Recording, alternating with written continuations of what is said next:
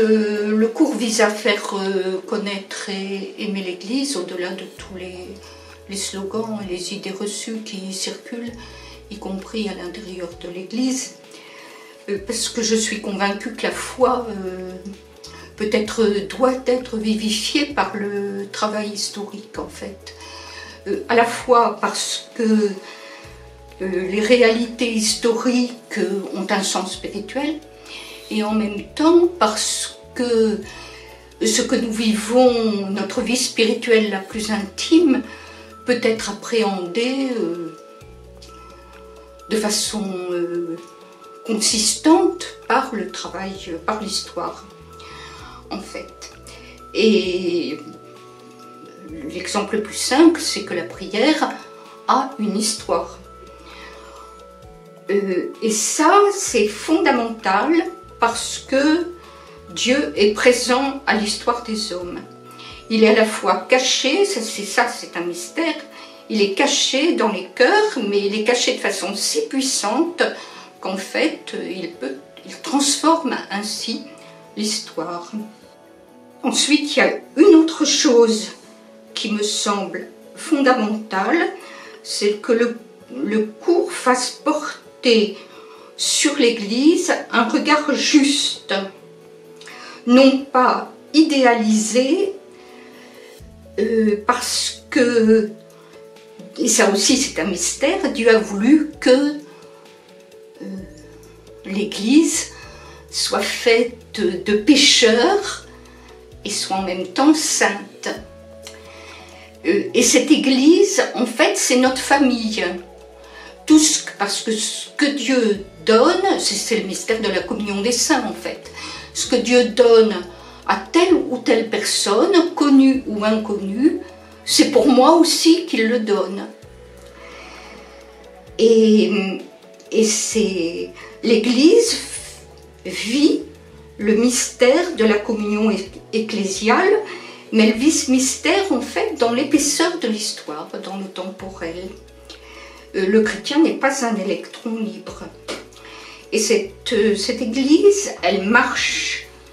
Mais elle marche d'une manière particulière. Elle n'est pas une société comme une autre. Parce qu'elle marche attirée vers le royaume, elle marche attirée vers le ciel. Mais ça, c'est le mystère même de l'incarnation qui se prolonge ainsi à travers l'Église jusqu'à la fin des temps. Le cours, un cours ça se fabrique, la fabrication du cours m'a permis de mieux identifier à la fois ce qui fait l'identité de la vie spirituelle chrétienne. J'aime pas tellement spiritualité parce que spiritualité bouddhiste, écologique, etc. Je préfère dire la vie spirituelle des chrétiens. C'est un peu plus long, mais c'est plus clair. Elle comporte, cette vie spirituelle chrétienne comporte des éléments fixes, des éléments qui sont constitutifs, sans lesquels il n'y a pas de vie spirituelle chrétienne qui met Dieu ou l'homme en relation avec le Dieu transcendant, avec le Dieu tout autre.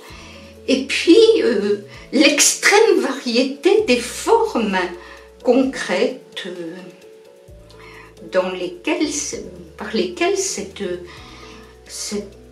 ces éléments fixes constitutifs sont vécus.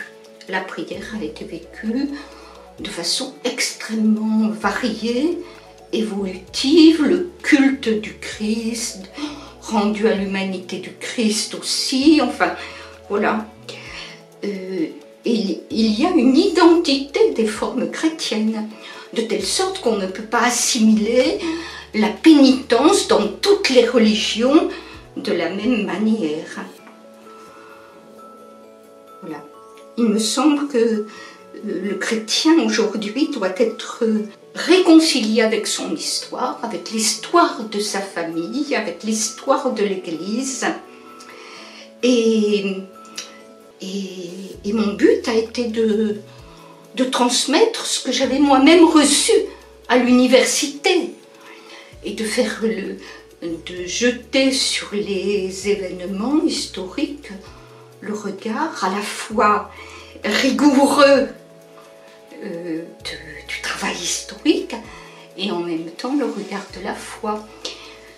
Ça nous rend plus unifiés et plus paisibles, plus généreux à l'égard des hommes.